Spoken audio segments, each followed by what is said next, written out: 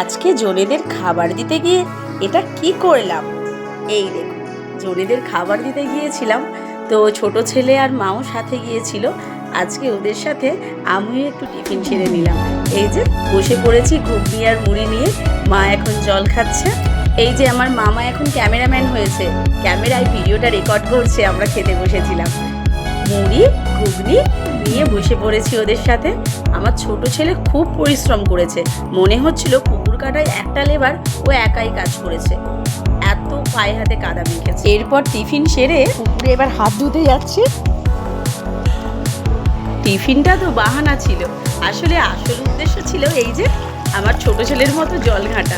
এত মজা লাগছিল, আর জলটা কিন্তু যেরকম পরিষ্কার সেরকম ঠান্ডা। বন্ধুরা খুব ভালো লেগেছে।